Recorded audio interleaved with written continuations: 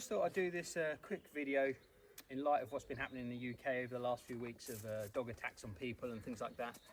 I just thought I'd give you my views on the reality of it. Not everybody's going to agree with it, but when you purchase a puppy or an older dog, a good temperament is not given. It's not there. You have to install a good temperament. You can temperament test puppies at 8 weeks of age, 10 weeks of age, 12 weeks of age. It doesn't mean say they're going to grow up to have a fantastic temperament as an adult. It does come down to the life they lead and what happens. So I'm just going to go through a couple of our dogs to show you the kind of things we do right from puppies to try and ensure a nice soft temperament as far as when we're handling them and when they're around us as people. Dogs get excited, dogs play together, dogs play rough and things like that, but when it comes to us, they should still understand there's a hierarchy, and what we do with them has a massive effect down to what lead we walk them on, whether it be a holty, a slip lead, a harness, a collar and a lead. Some are better for domination than others. And when I say domination, people always think of that being a harsh reality. It's not. It's about respect and a control over an animal. And that's what we need, for safety. So all I'm going to do is I'm out here with this dog this morning. I haven't owned this dog for that long. I got him in December last year, and when he came to us, it'd be fair to say, if you was to watch early video footage of him, he was lively, he was active, he didn't really have boundaries in place and things like that. And subsequently we've took him in, we've trained him. And he's still going through training, but he's turned into a very nice, calm, collected dog. So it doesn't mean, say, if you get an older dog, they are what they are. You can change their reality of the kind of dog they turn out to be. But it's hard work. So what I'm going to do is, this dog sat here, absolutely lovely, nice and calm. But we get our dogs out on a regular basis. We generally put them through a health check and a brush. By doing this, it's not just about obviously looking after the coat. It is about the contact with the dog allowing us to move his ears up, to get underneath his ears, get any little mats out, to come over the top of him, to lift his head up, to go right down his chest for all that contact. Why in this position, lifting his feet, brushing down his legs. Why the feet are up there, have a look at his toes, have a look at the nails, just have a general examination of the dog. You come round to the side of him, and good boy, good lad. You know, it's about coming down his body, and all the time you see I'm pulling his excess skin up to make his skin tight, to make it more accessible for brushing. And all these things make a big difference. It's not just about pampering them, it's about contact as well. And also as well, obviously, why we've got them here, I mean, you can use different types of brushes, you know, it doesn't matter. You generally use a brush like this to run through the coat, and a comb like that to get rid of any of the mats that are in the coat. But you see, I'm not gentle, I'm not, being extra roughing, but I'm not gentle. I'm putting the brush through his coat. He should be accepting of that contact. He shouldn't worry about me touching him or going around his back end or things like that.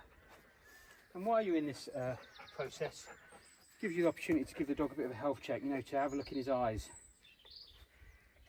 check inside his ears for any dirt or debris. Have a look in his mouth, have a look at his teeth, check his teeth, his tongue, all those kind of things. Females obviously checking the vulva, males checking around their testicles, making sure no lumps and things like that. It's all good practice. I will just finish off with just giving her a bit of a brush around his back end. Oh, it's good, lad. I know. Good boy. This coat's done on a regular basis, so there are no mats and things like that. I'll just lift him up and get to his back end, so you can see I can handle him all over, as they should. Just have a quick run through his tail. The coat on the tail seems to be a little bit more coarse than the rest of the body generally, so it will feel slightly different.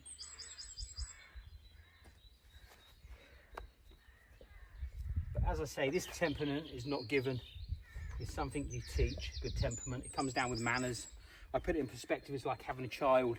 Children aren't born with manners. They don't say please and thank you from birth. As they get to the point of being a toddler and getting around, we insist on those manners and we pull them up when they're not there. As they get older, we don't pull them up, we expect it. So what we would say to a child would be different as a 3-year-old to a 13-year-old. Good boy. So what I'm going to show you now is the journey to get to this and where it starts. I'm not saying things can't be done before 8 weeks of age when puppies start to go to new homes, but new owners should carry on that contact and what they do. So I'm going to show you a couple of other dogs at different ages and different stages to try and show you the development behind it.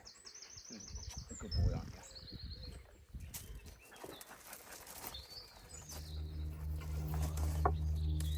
So this is the next dog I'm going to show you. It's a much younger dog. This puppy's about 15, 16 weeks of age now. And I'm just going to go through a few different things with this puppy, the same as I did with the older dog. This puppy, I'm not going to say this puppy's had nothing done with it, because it has. We've started training it from the moment the rest of the litter went. But training does start before then. When I'm removing a litter, I'm looking for certain aspects from a litter to keep them well rounded. You want them, outgoing and exuberant, but you want a certain amount of control. So this puppy, although it's sitting here real nice, not doing anything wrong at all, she doesn't really understand what's expected of her in life. So at this stage, in essence, even though she's sitting here nicely, I wouldn't describe her as a trained puppy or anything like that. She doesn't know enough about life yet, or the desire to do wrong. She hasn't come across enough. But that doesn't mean to say that I don't start putting those boundaries in place and telling her what I do and I don't want. So we do exactly the same. All I'm going to do now is I'm going to use a brush, but it's a much softer brush. And that's not because it's a puppy, it's because it hasn't got the density in the coat. I've got a brush and the dog's gone, oh, something new, shall we have a sniff of that? Shall we have a little bit of a nibble? And I want to start to understand it's not for her, it's to brush her. So I don't want her biting at it and things like that. So if she does, we just put a little bit of pressure on the lead. Say, no, that's not going to happen. So what we're going to do now is I'm going to start to move around and give her a little bit of a brush. Good girl. And you can see she's going, oh, hold on a minute, this is all new. This feels good, this makes me tickle. Things like that. No different to doing it to a young child, getting them to sit still for the first haircut or something like that. This is very similar. And it's very important that we put it into context of people, because we can understand that. We've been there ourselves, we might not remember it. If we've got children or grandchildren or friends with children, we see these developments firsthand. But in dogs, for whatever reason, we expect them to happen so much quicker than for them to understand, and they don't. They're puppies at the end of the day. So that's all I want. I just want to be putting the brush through her and she sits there nicely and accepts it. If she doesn't, as I say, I'm going to put a little bit of pressure on the lead to make her sit up. Tail's still going, look, she's still happy. That pressure's not diminishing the dog she's going to become, or the nice and outgoing, enthusiastic dog she's going to become, but we are putting manners in place.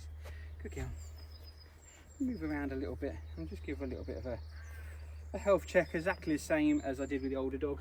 And not only that, this is a puppy, so it also gives me chance to have a look inside the mouth, see what puppy teeth are missing, see which ones are still to come out, see what adult teeth are coming through the gums, and seeing if there's any soreness or obviously swelling to the gums, as you'd expect when they are teething.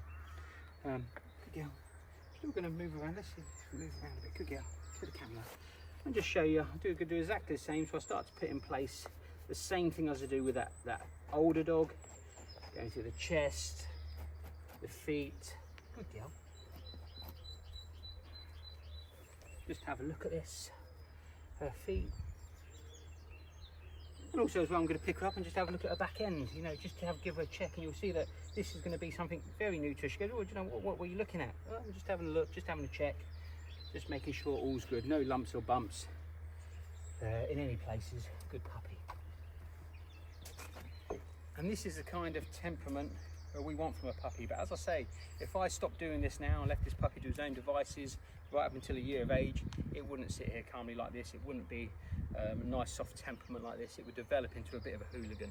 And dogs do, they go through adolescence and different hormone factors and things like that. So it's very important that we're aware of that all the time. We're looking to put guidelines in place, and when they cross that guideline, that boundary, we bring them back and say, hey, that's just not acceptable. That doesn't mean say your young puppy can't have fun, can't go out and do nice things. It just means that we're developing a certain rapport from your puppy around people and around your family, and that is really, really important. No matter what breed it is, or age of dog, we're looking for important factors. Good puppy, you're a good girl. I'll just put the comb through her. Now I'll give her a brush. As I say, I don't need to. but just a different texture, different feel on that puppy's body when we do it. Good girl, good girl, good girl. This is the last dog I'm going to show you today, this young puppy. It's just reached 4 weeks of age, and what we start to do from a puppy this kind of age starts to put it into the mindset of what we're looking for as a family companion. But no matter which breeder you are in the UK, no matter what we do up until 8 weeks of age, when you take it home, it still is very much a blank canvas. That dog will only turn out as you allow it to turn out. There is no such thing as an unruly dog in my mind. You know, you get lots of dogs that haven't got clear boundaries, which make for dogs that become a nightmare. So just do bear that in mind. You know, when we're handling puppies this kind of age, as I say, so 4 weeks of age, we don't go through the same kind of routine as we do with an older dog. When I'm touching puppies, you'll see I always generally start at the nose and work my way right the way down to the tip of the tail. I want to be touching it all over for that contact. I don't want a puppy that's going to be hand shy, things like that. I do want them to start to understand that they should go still in our arms, no matter whether they're 4 weeks of age, 5 weeks of age, or 8 weeks of age. When they are with us, they should, I always explain it like they should die in your arms, you know, except to be held, you know, for that safety and that contact. Puppies this kind of age, you can still give them a health check. You can look in their ears, watching their ear canals develop. They develop quite slowly, much slower than people think. In their eyes, just to make sure they're nice and clean. In the mouth, a puppy this kind of age, their teeth are coming through, but I wouldn't muck around with its mouth too much this kind of age. You know, it's still feeding off of mum and things like that. So I would, you know, if I needed to, give them wormer application or things like that, obviously you'd open the mouth and put it in, but I wouldn't be doing it on a daily basis. I'd be letting the dog get used to our contact and our touch before putting too much pressure on them. More than anything, we generally check nails, you know, as they get to this kind of age. You know, nails do become sharp. You know, and we don't want them to cause any trauma to the mother. So in essence, we do check them, and on a regular basis we would just go through and basically just take the ends of the nails off. I won't sit here and do them all because obviously it'll take up a bit of time on the video. I will just show you obviously going through, doing a few, just to show you that they start to allow it and expect it. So from these videos, what I'm trying to say is, as far as temperament's concerned, we look for lots of things when we breed dogs, and generally people look for whether it be coat colour, health test results, and things like that. One of the most important things in my mind is temperament, and you want nice temperaments from mother and father. And you could look at it and say, well, does that really matter? You know, dad never really has much to do with puppies. A lot of the litters won't never come into contact with the father because the breeder would have travelled to use a stud dog. But it's nice to know that that temperament is sound, that temperament is soft.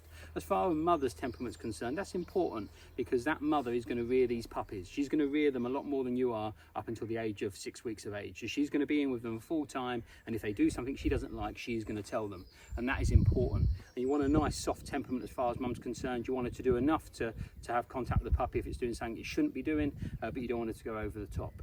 So that is why it is important.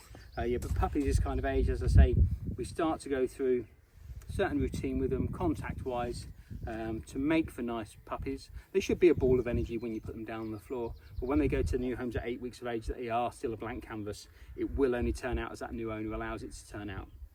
So do bear that in mind all the time. Get your boundaries set in place when picking up a puppy.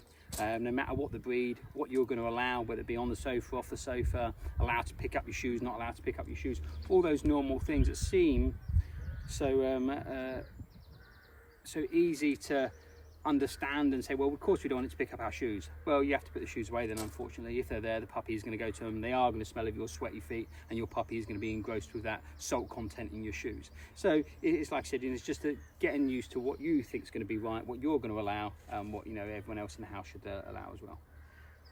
But hopefully that's been a bit of insight into temperament and what to expect.